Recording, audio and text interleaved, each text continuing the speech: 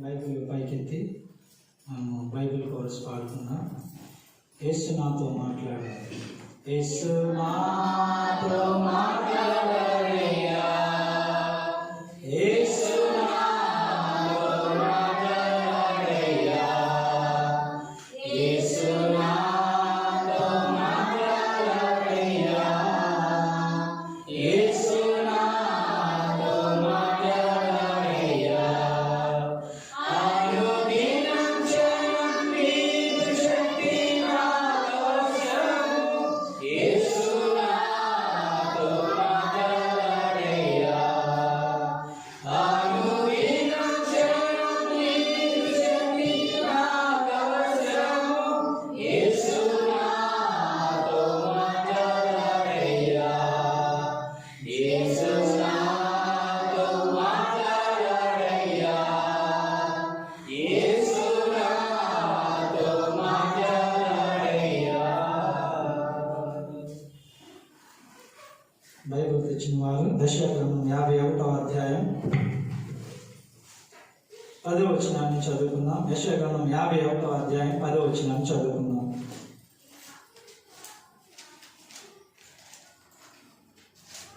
అగాధ జలములు గల సముద్రమును ఇంకిపోచేసిన వాడవు నీవే కదా, విమోచింపబడిన వారు దాటిపోవునట్లుగా సముద్రగాధ స్థలములను త్రోవగా చేసిన వాడవు నీవే కదా. కళ్ళు మూసుకుందాం, ప్రార్థన చేసుకుందాం. పరిశుద్ధమైన తండ్రి, ఈ ఘనమైన పాదాలకు వందనాలు, కృతజ్ఞతాస్తుతులు చెల్లించుకుంటున్నాను.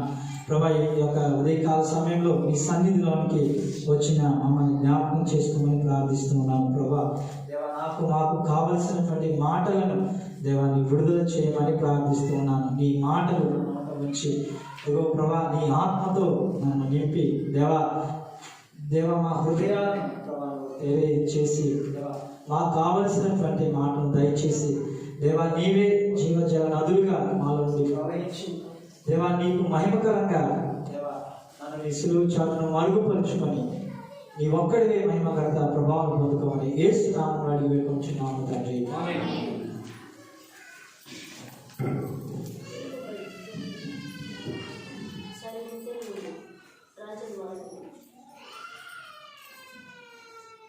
కూడి వచ్చిన మీ అందరికీ కూడా ప్రభువైన యేసుక్రీస్తు నామములో నా శుభాభివందనాలు తెలియజేసుకుంటున్నాను.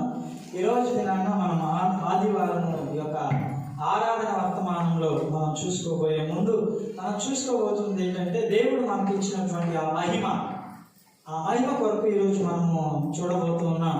దేవుడు మన జీవితాల్లో వచ్చినటువంటి ఆ మహిమను మనం వ్యక్తిగా కాపాడుకుంటూ ఉంటున్నాము. దేవుడు మనకి అటువంటి మహిమను ఇవ్వక మునుపు ఆయన ఎలాంటి వాడిగా ఉన్నాడు, ఆ మహిమను మనము మన జీవితాల్లో దేవుడు మనకు ఒక మహిమను ఇచ్చాడని ఆ మహిమను మనం కాపాడుకోవాలని, ఆ మహిమ బట్టి దేవుడిని స్తుతించి ఆయన సన్నిధిలో ఆరాధించే వారిగా మనం ఉండాలని దేవుడు ఆశపడుతూ ఉన్నాడు. యెషయా గ్రంథం 6వ అధ్యాయం మనం చూసినట్లయితే మొట్టమొదటిగా దేవుడు ఎలాంటి వాడో, ఆయన సన్నిధి ఎటువంటి రీతిగా ఉన్నదో మనం ఇక్కడ గమనించవచ్చు. యెషయా గ్రంథం 6వ అధ్యాయం మొదటి నుంచి మనం కొన్ని వచనాలు మనం చూసినట్లయితే, రాజైన ఉజ్జియా మృతి నొందిన సంవత్సరమున అత్యున్నతమైన సింహాసనమందు ప్రభు ఆసనుడై ఉండగా నేను చూచితిని. ఆయన చొక్కాయు అచ్చులు దేవాలయం నిండుకొనెను. ఆయనకు పైగా శరాపులు నిలిచి ఉండిరి. ఒక్కొక్కరికి 6 రెక్కలుండెను. ప్రతివాడు 2 రెక్కలతో తన ముఖమును రెంటితో తన కాళ్ళను కప్పుకొనుచు రెంటితో ఎగురుచుండెను. వారు సైన్యములకు అధిపతి యెహోవా పరిశుద్ధులు పరిశుద్ధులు, సర్వలోకము ఆయన మహిమతో నిండి ఉన్నదని గొప్ప స్వరంతో గాన ప్రతిగానములు చేయుచుండిరి. వారి కంఠస్వరము వలన గడప కమ్మల పునాదులు కదులుచు మందిరము ధూపము చేత నిండగా, నేను అయ్యో అపవిత్రమైనటువంటి పెదవులు గలవాడను, అపవిత్రమైనటువంటి పెదవులు గల జనుల మధ్య నివసించేవాడును, నేను నశించి తిని రాజును సైన్యములకు అధిపతి యెహోవాను నేను కన్నులారా చూచితినని అనుకుంటుని. అప్పుడు శరాపులలో ఒకడు తాను బలిపీఠం మీద నుండి కారుతో తీసిన నిప్పును చేత పట్టుకొని నా యొద్దకు ఎగిరి వచ్చి నా నోటికి తగిలించి, ఇది నీ పెదవులకు తగిలిన కనుక నీ పాపమునకు ప్రాయశ్చిత్తమాయెను, నీ దోషము తొలగిపోయేను అనెను. అయితే ఇక్కడ చూసినట్లయితే దేవుడు ఎలాంటి వాడు? దేవుడు పరిశుద్ధుడిగా, దేవుడు అత్యున్నతమైనటువంటి సింహాసనం మీద ఆయన ఆశ్రయుడైనటువంటి దేవుడిగా ఉన్నట్లుగా మనం చూస్తూ ఉన్నాం. అయితే ఇటువంటి పరిశుద్ధులైనటువంటి దేవుడు, ఇటువంటి అత్యున్నతమైనటువంటి సింహాసనం మీద ఆశీర్వైనటువంటి దేవుణ్ణి ఈరోజు మనం ఆరాధించ బద్దులమై ఉన్నాము.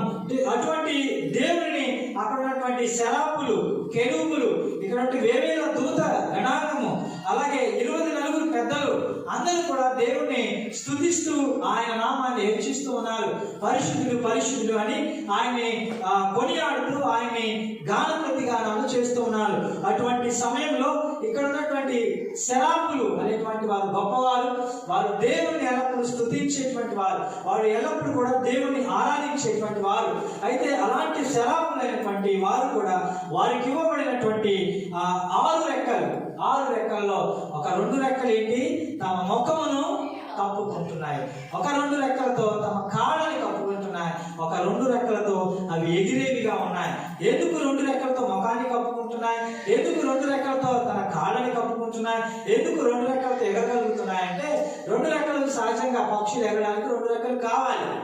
అయితే ఈ శరాపులు 2 రెక్కలు ఎందుకు తమ ముఖమును కప్పుకుంటున్నారంటే ఆయన ఎలాంటి వాడంటే ఒకసారి మనం చూసినట్లయితే కీర్తన గ్రంథం 104వ అధ్యాయం 2వ వచనాన్ని చూసినట్లయితే ఎందుకు ఆ శరాపులైనటువంటి వారు వస్త్రము వలె వెలుగును నీవు కప్పుకొని ఉన్నావు, తెరను పరిచినట్టు చాలా వస్త్రము వలె వెలుగును నీవు కప్పుకొని ఉన్నావు. ఆ దేవుడు ఎలాంటి వాడంటే మనం ఎలాగైతే ఈ వస్త్రాలను ధరించుకుంటామో ఆ దేవాది దేవుడు పరిశుద్ధులైనటువంటి వాడు. ఆయన వెలుగునే వస్త్రంగా ధరించుకున్నాడు. ఆయన చుట్టూ ప్రకాశించేటువంటి ప్రకాశమానమైనటువంటి ఆ దేదీప్యంలో ఆయన వసించేటువంటి దేవుడిగా ఉన్నాడు.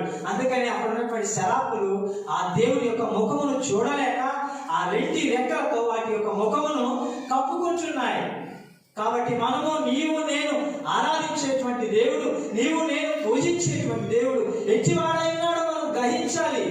అంతే తప్ప ఆదివారము ఆ ఆరాధన వర్తమానంలో మనం ప్రభుని ఆరాధన చేయడం కాదు, మంచిదే వాక్యానుసారంగా చేయడం. కానీ మంచిదే ఆ ఆరాధన చేసే ముందు నీవు ఆరాధన చేసేటువంటి దేవుడు ఎలాంటి వాడో, ఆయన ఇటువంటి పరిశుద్ధులో, ఆయన ఇటువంటి అత్యున్నతమైన సింహాసనం మీద ఆశ్రయుడై ఉన్నాడో, ఆయన వెలుగుని వస్త్రంగా ధరించుకొని ఆయన సన్నిధిలో శరాపులు అంటే మొదటి కేటగిరీలో ఉన్నటువంటి ఆ గొప్ప దేవదూతలు కూడా ఆయన ముఖమును చూడలేనంతగా తమ ముఖమును 2 రెక్కలతో కప్పుకునేటువంటి వారిగా ఉన్నారు.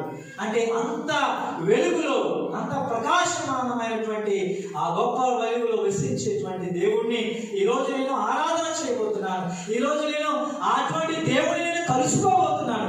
అటువంటి దేవుడిని నేను ఎదుర్కొనబోతున్నాను అనేటువంటి ఒక రకమైనటువంటి ఒక విధమైనటువంటి భయం కలిగి, ఒక విధమైనటువంటి ఆ కృతజ్ఞత కలిగి, ఒక విధమైనటువంటి ఆయన యొక్క సన్నిధిని మనం జ్ఞాపకం చేసుకుంటూ ఈరోజు మనం ఆరాధన చేసే వారిగా ఉండాలని ప్రభు ఆశపడుతూ ఉన్నాడు. అయితే ఇటువంటి గొప్ప దేవుడు, ఇటువంటి దేవుని వాక్యంలో ఇంకా అనేకమైనటువంటి మాటలు రాయబడి ఉన్నాయి. ఎలాంటి వాడు ఆయన చూసినట్లయితే మనము ఫిలిప్పీయులకు రాసిన పత్రిక అందరికీ తెలిసినటువంటి మాటలు 2వ అధ్యాయం 6వ వచనంలో మనం చూసినట్లయితే 2వ అధ్యాయం 6వ వచనంలో ఆయన గురించి ఇలాగ రాయబడి ఉంది. ఆయన దేవుని స్వరూపం కలిగిన వాడై దేవునితో సమానంగా ఉండుట విడిచిపెట్టకూడని భాగ్యమని ఎంచుకోలేదు, కానీ మనుషుల పోలికగా పుట్టి దాసుని స్వరూపం ధరించుకొని తను తానే రిక్తునిగా చేసుకొనెను. మరియు ఆయన ఆకారమందు మనుష్యునిగా కనబడి మనం పొందినంతగా, అనగా శిలువ మరణం పొందినంతగా విధేయత చూపిన వాడై తను తాను తగ్గించుకున్నాడు. ఎలాంటి దేవుడు అంటే ఆయన పరిశుద్ధుడు. ఆయన అంటే దేవునితో సమానంగా ఉన్నటువంటి వాడు. అయితే ఈరోజు అటువంటి గొప్ప దేవుడు, సమీపించరాని తేజస్సులో అమరత్వము కలిగి ఆయన ఒక్కడే వసించున్నటువంటి గొప్ప దేవుడు. అటువంటి గొప్ప దేవుడిని ఈరోజు నువ్వు నేను కలుసుకోబోతున్నాం. ఈరోజు నువ్వు నేను కూడా ఆయన ఆరాధన చేయడానికి సిద్ధపడబోతున్నాం. కాబట్టి అటువంటి గొప్ప దేవుడు ఈరోజు మనతో మాట్లాడబోతున్నటువంటి మాటలు ఏంటంటే, అటువంటి గొప్ప దేవుడైనటువంటి దేవుడు వెలుగుని వస్త్రంగా ధరించి శరాపుల చేత పరిశుద్ధులని కొనియాడబడుతున్నటువంటి దేవుడు. అలాగే ఆయన శరాపులకి ఇవ్వబడినటువంటి మరొక 2 రెక్కలతో వారు తమ కాళ్ళని కప్పుకుంటున్నారు.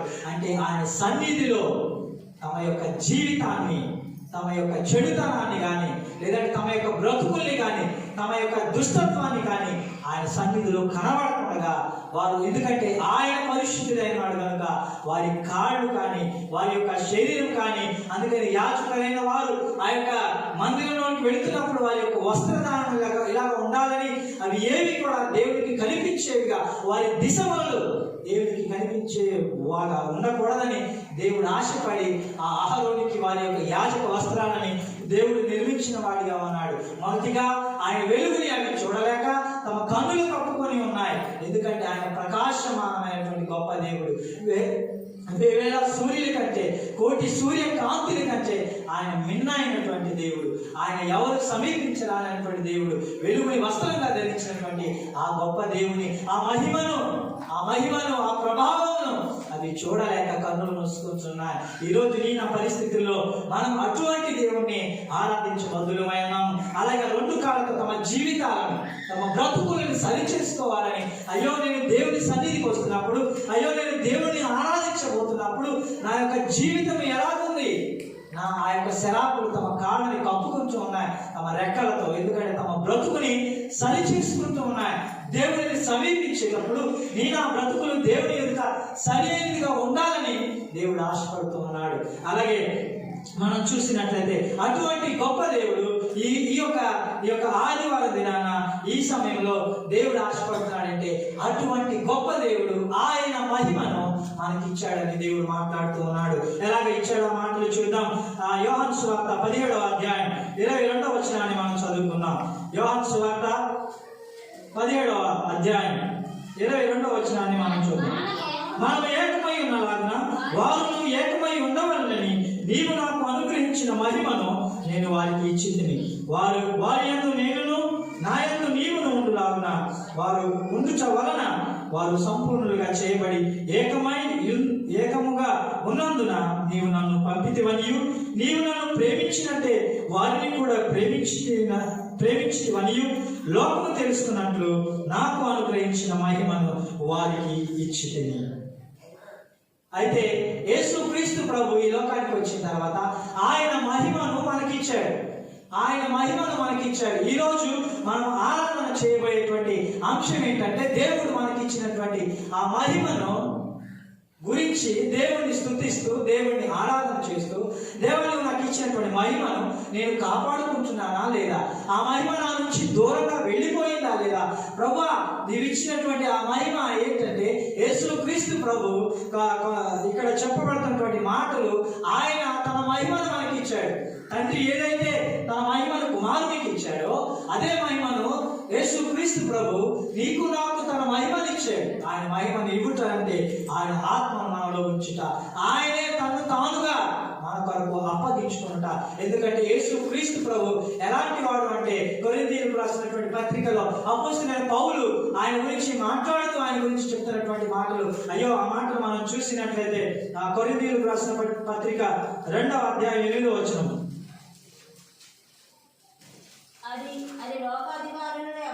అది లోకాధికారులలో తెలియదు, అది వారికి తెలిసి ఉండిన ఎడల మహిమా స్వరూపియగు ప్రభువును వారు సిలువ వేయకపోయిందురు.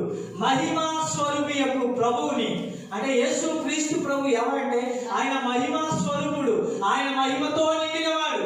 ఆ మహిమను మనకివ్వడానికి ఆయన మహిమను విడిచిపెట్టి ఈ లోకానికి వచ్చినటువంటి దేవుడుగా ఆయన ఉన్నాడు. కాబట్టి ఆయన యొక్క మహిమను మనకి ఇచ్చాడు. కాబట్టి ఈరోజు మనము ఆ మహిమను మనం స్థితిగా కాపాడుకుంటూ ఉన్నాం. ఆయన మనకు ఇచ్చినటువంటి మహిమను మనం స్థితిగా మనము కాపాడుకుంటూ దేవుడి సన్నిధిలో, దేవా నీవు ఇచ్చినటువంటి మహిమ కొరకాయ నీకు వందనాలు, స్తోత్రాలు ప్రభా. ఆయన మహిమను విడిచిపెట్టాడు. ఆయన మహిమను ఎవరికి ఇచ్చే దేవుడు కాదు, కానీ అలాంటి దేవుడు నీ కొరకు నా కొరకు ఆయన మహిమను విడిచిపెట్టి నీ కొరకు నా కొరకు ఆయన దాసునిగా వచ్చాడు. కాబట్టి ఈరోజు ఈ యొక్క ఉదయకాల సమయంలో ఈ మాటలు వింటున్న నీవు నేను కూడా యేసుక్రీస్తు ప్రభు మనకిచ్చినటువంటి మహిమ విషయంలో దేవా నువ్వు నాకు ఇచ్చిన మహిమ కొరకు నీకు వందనాలు ప్రభువా. నీ మహిమ నేను కోల్పోతున్నానేమో. ఒకవేళ యేసుక్రీస్తు ప్రభువుని నీ సొంత రక్షకుడిగా అంగీకరించి నీ పాపల విషయమై పశ్చాత్తాపడినప్పుడు యేసుక్రీస్తు ప్రభు తన ఆత్మను నీలో ఉంచాడు. ఎందుకంటే యేసుక్రీస్తు ప్రభువే మహిమ, ఆయన ఆత్మయే మహిమ. ఎట్లాగంటే యేసు దేవుని యొక్క వాక్యం ఏం సెలవిస్తుందంటే ప్రభువే ఆత్మ అయి ఉన్నాడు. ఆయన ఆత్మ ఎక్కడ ఉన్నదో అక్కడ స్వాతంత్రం ఉంటుంది. ప్రభు ఆత్మ అయి ఉన్నాడు. ఆయన వెళుతున్న ఆత్మను మీకు అనుగ్రహించేవాడిగా అనుగ్రహిస్తానని ఆయన వాగ్దానం చేశారు. అంటే ఆయన మహిమను మనకి ఇచ్చారు.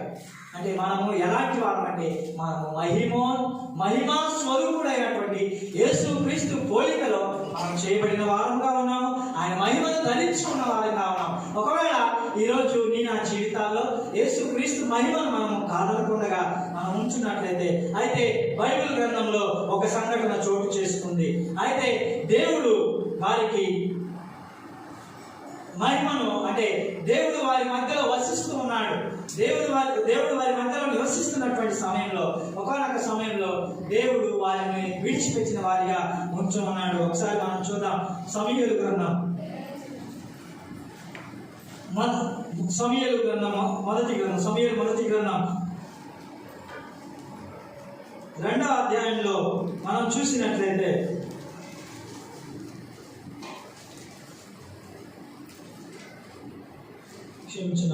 మొదటి సమూయేలు గ్రంథం 4వ అధ్యాయంలో మనం చూసినట్లయితే అక్కడ కొందరు వ్యక్తులు ఉన్నారు. 4వ అధ్యాయం నుంచి చివరిగా 5వ అధ్యాయం చివరంత వరకు అక్కడికి కొంతమంది అక్కడ షీలోహ్ అనేటువంటి ఒక ఊరు ఉంది. ఆ ఊరిలో ఒక మందిరం ఉంది. అక్కడ ఆ మందిరంలో దేవుడు నివసిస్తున్నాడు. అంటే సైన్యములకు అధిపతి అయినటువంటి యెహోవా ఆయన అక్కడ వసించేటువంటి దేవుడుగా ఉన్నాడు. అయితే అక్కడ ఉన్నటువంటి ప్రజలు అంటే యేసుక్రీస్తు ప్రభువుని మనము ఆయన మనకి ఇచ్చినటువంటి మహిమ విషయంలో మనం జాగ్రత్త కలిగి ఉండకపోతే ఆయన మనల్ని విడిచిపెట్టే దేవుడిగా ఉన్నాడు. కాబట్టి అక్కడ మనం చూసినట్లయితే అక్కడ ఇశ్రాయేలు ప్రజలు ఫిలిస్తీన్లతో యుద్ధం చేయడానికి అక్కడ వారు యుద్ధం చేయడానికి సిద్ధమవుతున్నటువంటి సమయంలో వారు యుద్ధం చేయడానికి వెళుతున్నారు. ఎందుకంటే వారు కూడా ఎవరు దేవుడి చేత ఎన్నిక చేయబడిన వారు, దేవుడి చేత ఏర్పాటు చేయబడినటువంటి వారు. దేవుడు వారికి ఇచ్చినటువంటి మాటలు ఏంటంటే మీరు నా స్వకీయ సంపాద్యమని, మీరు నా స్వాస్థ్యమని దేవుడు వారికి ఇచ్చినటువంటి బిరుదులు. యేసుక్రీస్తు ప్రభు ఈరోజు నీకు నాకు కూడా కొన్ని బిరుదులు ఇచ్చారు. ఏంటంటే మీరు చీకటిలో నుంచి పిలువబడిన వారు, మీరు ఆశ్చర్యకరమైన నా వెలుగులోనికి నేను పిలిచాను, నా మహిమ మీకు ఇచ్చాను, మిమ్మల్ని నా కుమారులుగా నా కుమార్తెలుగా చేసుకున్నాను అని యేసుక్రీస్తు ప్రభు మనకి వాగ్దానం చేశారు. మనతో ఆయన మనల గురించి చెప్పినటువంటి మాటలు. అయితే ఆ కాలంలో ఇశ్రాయేలు ప్రజల గురించి కూడా దేవుడు ఆ మాటలు చెప్పాడు. మీరు నా స్వాస్థ్యము, మీరు నా స్వకీయ సంపాద్యంగా ఉన్నారు, మీరు ఒకవేళ మిమ్మల్ని నేను విడిచిపెట్టలేను అని యేసుక్రీస్తు అంటే ప్రభు అయిన యెహోవా దేవుడు వారి గురించి చెప్తున్నటువంటి మాటలు మనం చూసినట్లయితే అవి మన జీవితాల్లో అప్లై చేసుకున్నట్లయితే మనం కూడా ఆ దేవుడు మనల్ని సంపాదించుకున్న స్వకీయ సంపాద్యంగా మనము ఉన్నాం. యేసుక్రీస్తు ప్రభు మనం సంపాదించుకున్నాం. అయితే ఈ ప్రజలు దేవుడు మాతో ఉన్నాడులే, దేవుడు మేము పిలిస్తే పలుకుతాడులే, లేదంటే మేము ప్రార్థన చేస్తే మా ప్రార్థన వింటాడులే, నేను ఆరాధన చేస్తే నా ఆరాధనని ఆయన అంగీకరిస్తాడులే అని అనుకుంటూనే వారు యుద్ధానికి బయలుదేరిన తర్వాత ఆ ఫిలిస్తీన్లు వారందరూ కూడా అక్కడ దండుగా ఉన్నప్పుడు వారికి యుద్ధం చేయడానికి వెళ్ళినప్పుడు వారు ఫిలిస్తీన్లు ఎదుట నిలువలేక వారు పారిపోతారు. 4,000 మంది మొట్టమొదటిగా చనిపోతారు. చనిపోయిన తర్వాత వారికి అర్థం కాదు. అప్పటికీ గ్రహించాలి మనం ఎందుకు ఓడిపోతున్నామో, మన జీవితాల్లో ఎందుకు ఓటమి కలుగుతుందో, మన జీవితాల్లో ఎందుకు ఈ పరిస్థితులు చోటు చేసుకున్నాయో అని మనం గ్రహింపు కలిగినటువంటి ఆరాధన ఈరోజు మనం చేయాలని ప్రభు ఆశపడుతూ ఉన్నాడు. అయితే వారు గ్రహించలేని వారై ఉండి ఆ షీలోహు మందిరంలో ఉన్నటువంటి ఆ యొక్క మందసాన్ని తీసుకొని వెళితే మనకి విజయం కలుగుతుంది అని అనుకుంటూ ఉన్నారు. అయితే పాత నిబంధన గ్రంథంలో మనం చదివినట్లయితే ఎక్కడైతే దేవుని మందసం ఉంటారో, ఎక్కడైతే దేవుని సన్నిధి ఉంటుందో అక్కడ తప్పకుండా విజయం వారికి సంప్రాప్తమైనట్లుగా, విజయం వారిని వరించినట్లుగా మనం చూస్తూ ఉంటాం. అయితే ఇక్కడ ఆ మందసమును వారు తీసుకుని వస్తే దేవుడు మనతో ఉన్నాడు కదా, మనకి విజయం ఉంది, దేవుడు మన మధ్యలో ఉన్నాడు కదా, ఖచ్చితంగా మనకి విజయాన్ని మనము విజయాన్ని పొందుకుంటామని వారు ఆశించి ఆ మందసాన్ని తీసుకొని వస్తారు. అయితే అక్కడ చూసినట్లయితే, కాబట్టి జనులు పాలెంలోనికి తిరిగి రాగా ఇశ్రాయేలు పెద్దలు, యెహోవా నేడు మనల్ని ఫిలిష్తీయుల ముందర ఎందుకు ఓడించెను?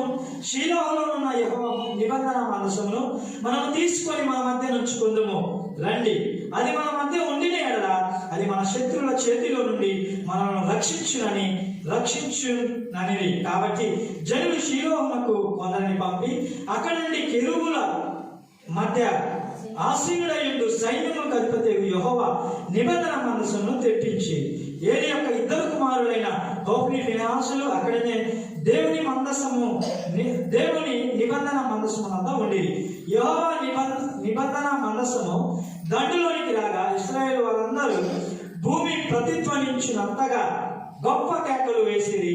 ఫిలిష్తీయులు ఆ కేకలు విని హెబ్రీయుల దండలో ఈ గొప్ప కేకల ధ్వని ఏమని అడిగి ఆ శత్రువులు ఏం చేశారంటే అది చూసి భయపడ్డారు.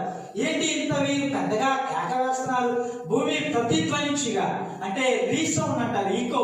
మనము మాట్లాడితే మనకి రివర్స్ వస్తుంది, అంటే భూమి ప్రతిధ్వనించిందంట. అంతలాగా వాళ్ళు కేకలు వేశారు. ఎందుకని? దేవుడు వారితో ఉన్నారని, దేవుని మహిమ వారితో ఉన్నదని. దేవుని నిబంధన మందసము, ఏ నిబంధన మందసం అయితే ప్రత్యక్ష గుడారంలో మోషే చేత దేవుడు ఏర్పరిచాడో ఆ నిబంధన మందసం ఉన్నదని వారు విర్రవీగిన వారాయి. వారు తమ జీవితాలని ఎటువంటి స్థితిలో ఉన్నామో, మనం ఎందుకు ఓడిపోతున్నామో వారు గ్రహించలేని వారిగా ఉండి దేవుని మందసాన్ని తీసుకొని వస్తే మనకి విజయం కలుగుతుందని వారు అపోహలో ఉన్నారు, వారు భ్రమలో ఉన్నారు.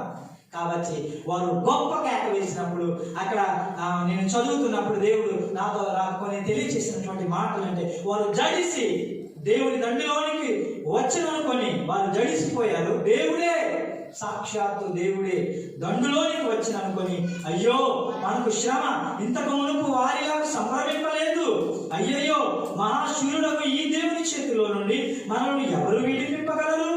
అరణ్యమందు అనేకమైన తెగుళ్ళ చేత ఐగుప్తీయులను హతము చేసిన దేవుడు ఈయనే కదా. ఫిలిష్తీయులారా ధైర్యం తెచ్చుకొని వారు మీకు దాసులైనట్టు మీరు హెబ్రీలకు దాసులు కాకుండా బలాఢ్యుల యుద్ధము చేయడని చెప్పుకుంది. అయితే మీరేం చెప్తున్నారు? దేవుడే వచ్చేసాడు అని వారు భయపడుతున్నారు. కానీ ఇంకా ఏం చెప్తున్నారు?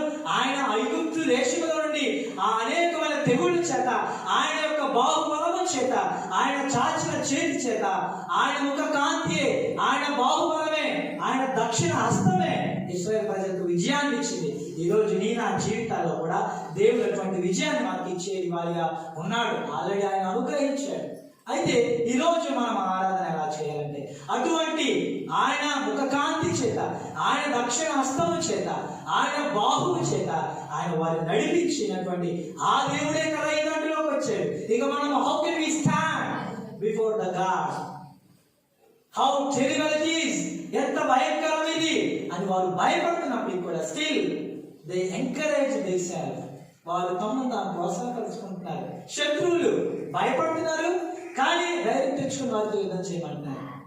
కొన్నిసార్లు మన జీవితంలో దేవునికి మనం వ్యతిరేకంగా బ్రతుకుతున్నట్లయితే, దేవుడు ఆరాధించినటువంటి ఆ జీవితం మనలో లేకపోతున్నట్లయితే శత్రువులకు కూడా దేవుడు ధైర్యాన్ని పుట్టిస్తారు. ఒకవేళ మనలో దీన మనసు లేకపోతే, అహంకారం గల దృష్టి మనకుంటే ఆయన దీనులకు కృప చూపించేవాడు, అహంకారం ఎదిరించేవాడు. ఒకవేళ నీలో నాలో అహంకారంతో కూడిన బ్రతుకు మనలో ఉన్నట్లయితే, దేవుడి యొక్క మహిమను మనం కలిగి ఉన్నామని గ్రహింపు లేక ఆయన మహిమను మనం కోల్పోయిన వారిగా ఉంటున్నట్లయితే దేవుడే మనకు శత్రువుగా మారతాడు. మన శత్రువుల పక్షాన ఆయన వారికి సహాయం చేస్తాడు. కొన్నిసార్లు వారి హృదయాన్ని ప్రేరేపిస్తాడు.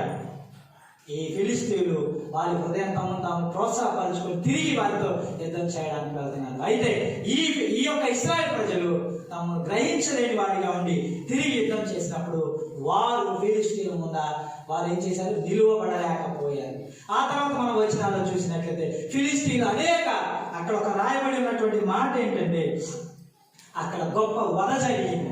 వధ అంటే అంటే మూకుమ్మడిగా ఒకేసారి అందరినీ వధించడం. వధ అంటే ఇక మేకపోతుల్ని మనం చాలాసార్లు చూస్తుంటాం. అలాగ వధించారు. వారు వధించబడిన వారిగా ఉన్నారు. ఎందుకంటే దేవుడి సన్నిధి మాతో ఉంది, దేవుడు మాతో ఉన్నాడు అని అనుకుంటున్నారు, కానీ దేవుడు వారితో లేరని వారు గ్రహించలేని స్థితిలో వారు ఉండిపోయారు. అయితే అక్కడ మనం చూస్తున్నట్లయితే అక్కడ బెన్యామీన్లో అక్కడ ఉన్నటువంటి పట్టణస్తులు అక్కడికి రాగానే ఇక్కడ ఉన్నటువంటి పాస్టర్ గారు ఎదురు చూస్తూ ఉన్నారు. ఏమైంది? మనస్సు ఏమైంది? దేవుని మహిమ ఏమైంది? ఆయన ఆ మనస్సు గురించి ఎదురు చూస్తున్నప్పుడు ఆ గల్లత్తు ఏంటయ్యా అని అడుగుతున్నప్పుడు అక్కడ ఉన్నటువంటి పట్టణంలో ఉన్నవారంట గల్లత్తు చేశారట. ఇక్కడ 2 రకాలైనటువంటి కేకలు ఉన్నాయి. వారు ఆ మందసాన్ని తీసుకెళ్ళినప్పుడు కేకలు వేశారు. మందసంలో వాళ్ళకి పట్టబడి అక్కడ ఇశ్రాయేలు ప్రజలు వధ జరిగిన తర్వాత వారు కేకలు వేశారు. ముందేమో వారితో దేవుడు ఉన్నాడని వారు కేకలు వేశారు. తర్వాత ఏమో దేవుడు లేడని, తన మహిమ వారిని విడిచిపెట్టి వెళ్ళిపోయిందని వారు గ్రహించి దుఃఖముకులై దేవుని సన్నిధిలో కేక వేసే వారిగా ఉన్నారు. కాబట్టి ఈ యొక్క ఉదయకాల సమయంలో దేవుడు మనకి ఇచ్చినటువంటి మహిమ, ఆయన మహిమ విషయంలో మనం చాలా జాగ్రత్త కలిగిన వారమై మనం ఉండాలని దేవుడు ఆశపడుతూ ఉన్నాడు.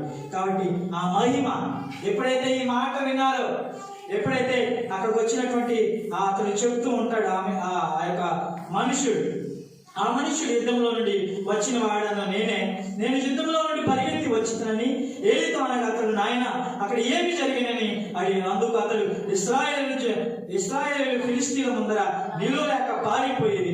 జనులు అనేకులు హతులయ్యేది. హోఫ్ని ఫినెహాసు 2 కుమారులు హతులయ్యేది. మరియు దేవుని మందసము పట్టబడిననియు చెప్పాను.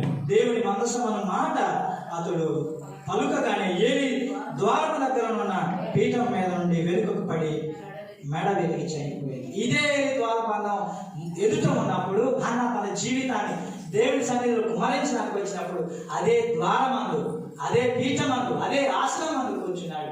ఇప్పుడైతే తాను అదే ఆశ్రమందు కూర్చున్నాడు. కానీ వినకూడనటువంటి మాట, దేవుడు తమ ప్రజలను విడిచిపెట్టి వెళ్ళిపోయాడు. దేవుని మహిమ పోయింది.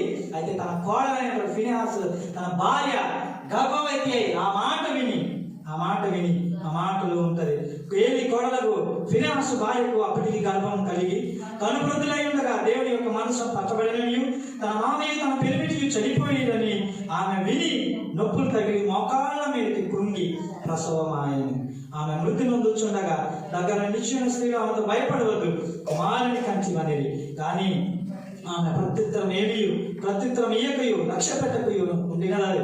దేవుని మనస్సును పట్టబడింది అను సంగతి తన మామయ్య పెనిమిటి చనిపోయి సంగతి తెలుసుకొని ప్రభావమును ఇశ్రాయేలు నుండి పోయేదని చెప్పి ఆ బిడ్డకు ఈకాబోదు అని పేరు పెట్టింది. దేవుని మనస్సును పట్టబడిపోయినందున ప్రభావం ఇశ్రాయేలు నుండి చెరపట్టబడిపోయేది. The glory has departed from the Israel and the ark of the covenant has been captured. అంటే దేవుని ఇంగ్లీష్లో కొన్ని పదాలు చదువుతుంటే చాలా ఆ యొక్క గొప్ప ఆశ్చర్యంగా ఉంటాయి. అవి మన ఆత్మని పురికొల్పేగా ఉంటాయి. దేవుని యొక్క మహిమ వారిని విడిచిపెట్టి వెళ్ళిపోయిందంట. The glory departed from the Israel. దేవుని యొక్క మహిమ వారిని విడిచిపెట్టిందిగా మనం చూస్తూ ఉన్నాం. కాబట్టి ఈరోజు నా జీవితాలు దేవుని యొక్క మహిమ మనల్ని విడిచిపెట్టి పోయిందేమో ఒకసారి మనం గ్రహించాలి. ఆ మాట విని ఆ కోడలు ఏం చేసిందంటే మోకాళ్ళ క్రింద మీద మోకాళ్ళ మీదికి కృంగి సాగిలపడి తన గర్భాన్ని, అంటే తన బిడ్డకి జన్మనిచ్చినట్లుగా చూస్తాం. ఈరోజు మన జీవితాల్లో దేవుడు ఎటువంటి వాడు? ఆయన మహిమా స్వరూపుడు. ఆయన మహిమను, ఆయన వెలుగును వస్త్రంగా ధరించినటువంటి వాడు. ఇంకా అక్కడ చూసినట్లయితే దేవుడు ఆయన ఎలాంటి వాడంటే ఆ దరిద్రులను అధికారులతో కూర్చుండబెట్టుటకు, మహిమ గల సింహాసనమును స్వతంత్రింపజేయుటకు వారిని మంటిలో నుండి ఎత్తువాడు ఆయనే. ఈరోజు మనం ప్రార్థన చేయాలంటే, ఈరోజు మనం ఆరాధన చేయాల్సినటువంటి విషయం ఏంటంటే, దేవా ఆయన మహిమ గల సింహాసనమును స్వతంత్రింపజేయుటకును వారిని మంటిలో నుండి ఎత్తువాడు ఆయన పేదలను, దరిద్రులను పెంట కుప్పల మీద నుండి పైకి రాగలుగుతాడు. కాబట్టి ఆయన నిన్ను నన్ను ప్రేమించి నిన్ను నన్ను, అందుకని యెషయా గ్రంథం 20 గ్రంథంలో దేవుడు చెప్తూ ఉంటాడు, దేవా నీవు మాకు కుమారివి, మేము నీ మంటి పని అయి ఉన్నాం. ఇదిగో కుమారి ఆ కొండ పడిపోతున్నప్పుడు దాన్ని తీసుకొని సరి చేస్తాడు. అలాగే దేవుడు నిన్ను నన్ను సరిచేసి నీకు నాకు, అందుకని అపోస్తలుడైన పౌలు తన పత్రికలో చెప్తాడు, మట్టి ఘటములైనటువంటి ఇటువంటి వారమైన మమ్మల్లో ఆయన యొక్క మహిమైశ్వర్యాన్ని ఆయన నింపినట్లుగా ఆయన ప్రస్తావిస్తూ ఉంటాడు. కాబట్టి ఈ మట్టి ఘటమైన మనల్ని, ఎందుకు పనికిరానటువంటి వారమైనటువంటి మనల్నిలో దేవుడు తన మహిమను ఉంచాడు. ఇశ్రాయేలులో ఆ మహిమ పోయింది. ఈరోజు ఒకవేళ అక్కడ ఉన్నటువంటి నిబంధన మందసం యేసు క్రీస్తు ప్రభువుకి సాదృశ్యమై ఉంది. ఆ మందసములో ఆ అహరోను చిగురించిన కర్ర, ఆ మన్నా పాత్ర, ధర్మశాస్త్ర పలకలు, ఈ మూడు కూడా యేసుక్రీస్తు ప్రభువుకి సాదృశ్యంగా ఉన్నాయి. అంటే అహరోను అంటే యాజకత్వం, ఆయనే మన ప్రధాన యాజకుడుగా, ఆయనే మన జీవాహారముగా, ఆయనే ధర్మశాస్త్రాన్ని ఆయన శిలువ మీద కొట్టి వాటిని నెరవేర్చిన వాడిగా ఉన్నాడు. ఆయన ఇప్పుడు మనలో వసిస్తున్నాడు. ఆయన మనకు తన మహిమనిచ్చాడు. కాబట్టి ఈరోజు మనం చేయబోయే ఆరాధన ఎలా ఉండాలంటే, ప్రభువా నీ మహిమను అంతా విడిచి, నీ స్వరూపాన్ని విడిచి, పరిశుద్ధుడు పరిశుద్ధుడని నిన్ను స్తుతిస్తున్నటువంటి ఆ శరాపులు, ఆ మహిమనంతటిని కూడా విడిచిపెట్టి నా కొరకు వచ్చావు. నీ మహిమను విడిచిపెట్టి నాకు నీ మహిమను ధరింపచేశావు. అందుకని యేసు క్రీస్తు ప్రభు చెప్తున్నాడు, తండ్రి నీవు నాకు ఇచ్చిన మహిమను నేను వీరికి ఇస్తూ ఉన్నాను ప్రభువా. కాబట్టి ఆ మహిమ మనలో ఉన్నదని, ఆ మహిమను మనం కోల్పోయే వారిగా ఉన్నామా?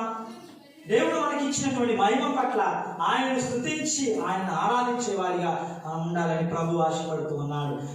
ఎందుకంటే ఆయనే మనలో వసిస్తున్నాడు. అప్పుడు దేవుడు, అందుకనే దేవుడు ఏం చెప్తాడంటే, మీరు మనుషుల చేత కట్టబడినటువంటి ఏ దేవాలయాల్లో నేను ఉండేవాడను కాదు.